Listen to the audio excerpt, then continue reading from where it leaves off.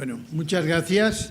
En primer lugar, lo que tengo es que agradecer al Foro Judicial de Justicia por la Paz esta invitación, que quisiera concretar en el profesor don Fernando Oliván. Lo segundo que tengo que decir es que lo que yo diga aquí, que quizá les asombre un poco, pues no compromete en absoluto la postura de la Cruz Roja Española. Y voy a empezar, ya que esto es un foro sobre el genocidio y sobre la democratización del Consejo de Seguridad, hablando del ornitorrinco. Y ustedes se dirán qué es el ornitorrinco, ¿verdad?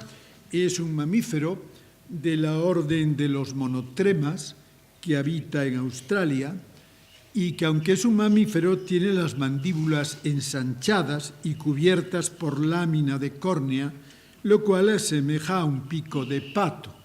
Y además tiene los pies palmeados por un pato, es decir, que es un bicho raro. Yo creo que con esto contesto a las dos preguntas que ha formulado la moderadora. Y ya que ustedes están ya desconcertados suficientemente, voy a hablar del sistema de la Carta de las Naciones Unidas.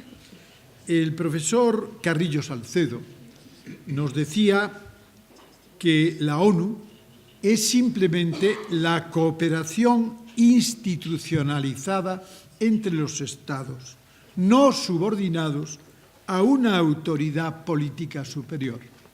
No podemos trasladar nuestro esquema mental del Estado a la Organización de las Naciones Unidas, justamente por el carácter embrionario de la comunidad internacional. Y hay que precisar también que, aunque se habla de un nuevo orden jurídico internacional, permanece inalterado el sistema de la Carta, no del reglamento, sino de la Carta de las Naciones Unidas. Pero hay algunos principios que emanan de la Carta. Por ejemplo, la prohibición del uso de la fuerza o esa tensión que nosotros en Cruz Roja, desde el punto de vista del derecho humanitario, vemos entre dos principios importantes. Uno, el respeto de los derechos humanos y el derecho humanitario, que está en tensión con el principio también fundamental de Naciones Unidas de no injerencia en los asuntos internos. Y esto nos plantea el problema de las acciones humanitarias, tan ligado, y en el cual me voy a centrar por mi condición de humanitario, tan ligado al derecho internacional humanitario. Hablamos de la intervención humanitaria, es decir, del uso unilateral de la fuerza por los Estados a pretexto humanitario. Las llamadas intervenciones de humanidad, que no tienen fundamento en la Carta de las Naciones Unidas, ni en la costumbre internacional, ni mucho menos en el derecho humanitario. Por el contrario, la asistencia humanitaria tiene un fundamento sólido en los convenios de Ginebra, que son de aceptación universal. Todos los Estados del mundo están obligados por los 4 convenios de Ginebra. Allí se establece el deber de asistencia de los Estados y de las partes en el conflicto a las víctimas, el derecho de las víctimas a ser asistidas y, sobre todo, el derecho de las organizaciones no gubernamentales, y cito la primera, el Comité Internacional de la Cruz Roja, a acceder a las víctimas. No puede ser impedido de forma arbitraria el acceso a las víctimas de la solidaridad internacional. Y el tercer punto son la llamada, o es la llamada, injerencia humanitaria. Por favor, injerencia con J, no con G, como lo escriben algunos compañeros. El derecho humanitario no reconoce la injerencia, puesto que es ajeno a toda idea de fuerza. Nosotros tratamos de ganarnos la confianza de las partes en conflicto justamente para acceder a las víctimas. Pero, como saben ustedes, la injerencia humanitaria ha sido aplicada por el Consejo de Seguridad, que incluso ha dado una norma habilitante para esas intervenciones de humanidad. Nosotros en Cruz Roja establecemos distancias con esta injerencia humanitaria. ¿Por qué? Por la asimetría y moral de doble estándar que preside las resoluciones del Consejo de Seguridad. Somalia, Libia, Kosovo, Siria. El Consejo de Seguridad es un órgano político.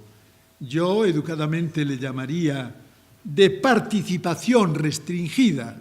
Por tanto, es aristocrático, no democrático, donde, como se dice aquí, el veto responde al interés de las grandes potencias. Y justamente estas grandes potencias lo utilizan no con criterios humanitarios, sino según sus propios intereses. El magistrado que me ha precedido en el uso de la palabra ha hablado, naturalmente, que hay estados importantes y que además sufragan económicamente en buena parte a las Naciones Unidas, como puede ser Alemania o Japón o la India o Brasil o algún estado árabe o algún estado sudafricano que pretenden naturalmente pues sentarse en el Consejo de Seguridad.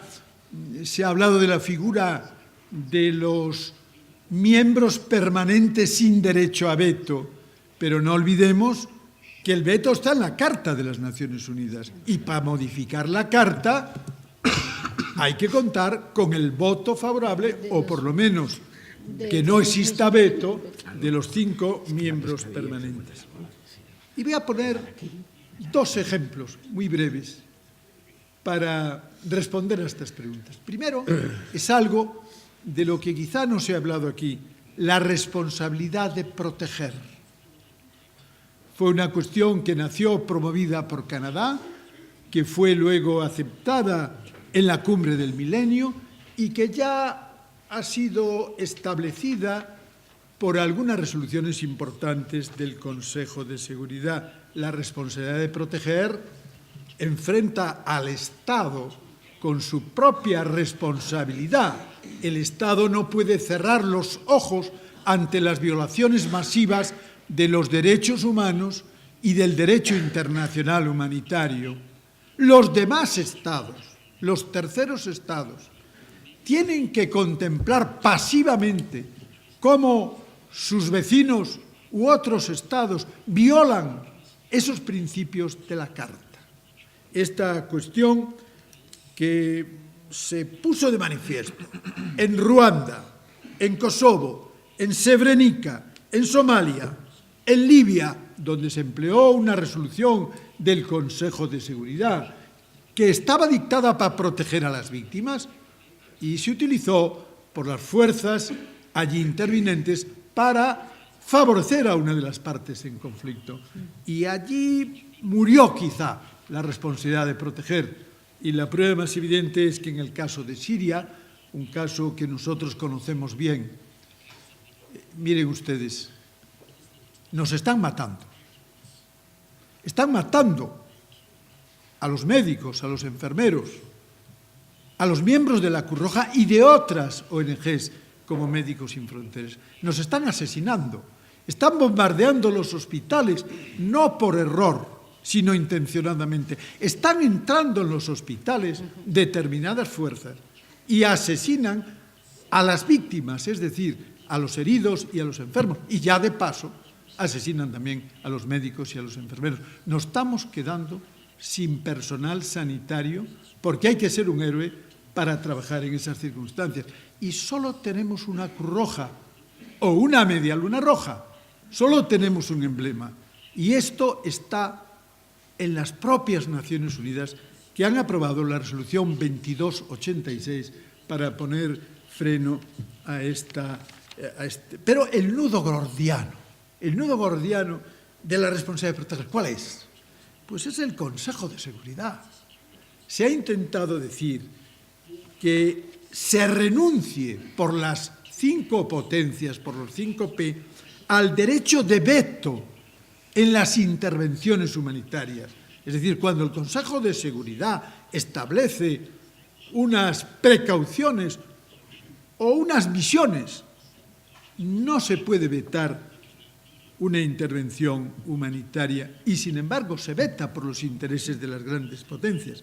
También se ha hablado que la Asamblea General puede hacer una declaración de principios.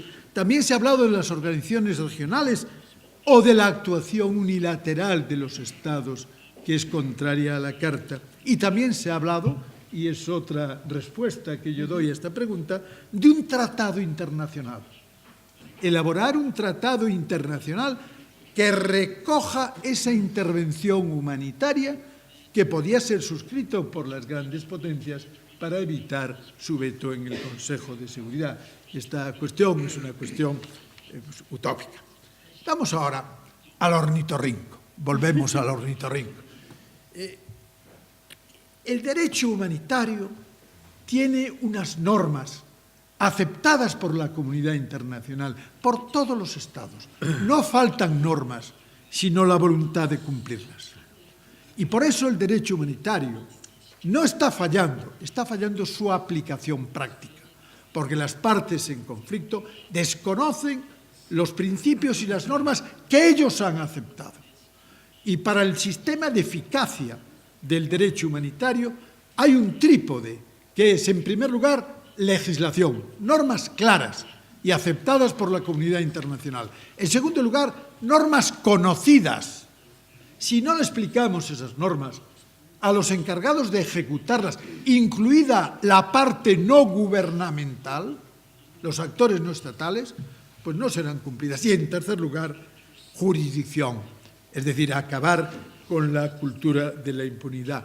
Y por eso, en la Conferencia Internacional de la Cruz Roja y de la Media Luna Roja, que se celebró en el año 2015, en la cual tuve el honor de participar en el comité de redacción, se presentó la iniciativa suiza y del Comité Internacional de la Cruz Roja para fortalecer la aplicación del derecho humanitario. Un trabajo tan heterogéneo, tan raro, que algunos lo calificamos como ornitorrinco, porque era una cosa rara pero modesta. Y aquí voy a poner yo el dedo en la llaga, modesta. Es necesario fortalecer la aplicación práctica del derecho humanitario. Es absolutamente necesario. La Comisión Internacional de Encuesta no se ha estrenado. Ningún conflicto, ningún Estado le ha encargado que actúe la Comisión de Encuesta. Hay que buscar, por tanto, una institución que sea capaz de hacer cumplir el derecho humanitario. Y se ideó un sistema muy modesto, este ornitorrinco. ¿Y qué era esto? Una reunión de Estados, una simple reunión de Estados, presididos por los principios de neutralidad, de apoliticismo y de voluntariedad. Un sistema de informes periódicos, como existe en el ámbito de los derechos humanos. Cada Estado debe rendir un informe periódico sobre el cumplimiento del derecho humanitario y unos foros temáticos. Como ven ustedes, una cosa muy modesta. Pues miren ustedes, yo he tenido la poca fortuna de asistir en el comité de redacción de la Conferencia Internacional de 2015, de la Cruz Roja y de la Media Luna Roja, a lo siguiente. Ni siquiera este paso tan modesto fue aceptado. Rusia, la India, China, Israel, Sudáfrica, los países de la Liga Árabe presididos por Argelia, Egipto, Irán, Pakistán, algunos países latinos como Cuba, Venezuela y Ecuador, Corea del Norte y Sri Lanka, se opusieron radicalmente a este pequeño paso en la aplicación del derecho humanitario. Es verdad que la Unión Europea, entre ellos España, Suiza, el Comité Internacional de la Cruz Roja, Estados Unidos, Canadá, Japón, Noruega, Australia Claro, Australia tenía que hablar a favor del ornitorrinco, naturalmente. Argentina, Chile y Costa Rica consumimos nuestros esfuerzos para que fuera aprobada tan modesta resolución. Pues ¿saben ustedes lo que se aprobó? ¿Saben ustedes lo que se aprobó? Una resolución que yo llamo el entierro del ornitorrinco, porque dice que se dé continuidad al proceso de negociación de la resolución y que se lleven sus resultados a la 33 conferencia de la Cruz Roja y de la Media Luna Roja que se celebrará en el año 2019. Yo, como soy gallego, digo que antes llegará el AVE a Galicia que se apruebe esta resolución. Muy bien, doctor. Y acabo, ya. Y es una decepción que los estados tan importantes hayan puesto obstáculos a este pequeño avance del derecho humanitario. El derecho humanitario se infringe prácticamente todos los días y los estados perdieron la oportunidad de ayudar a proteger a millones de seres humanos. Muchas gracias por su atención.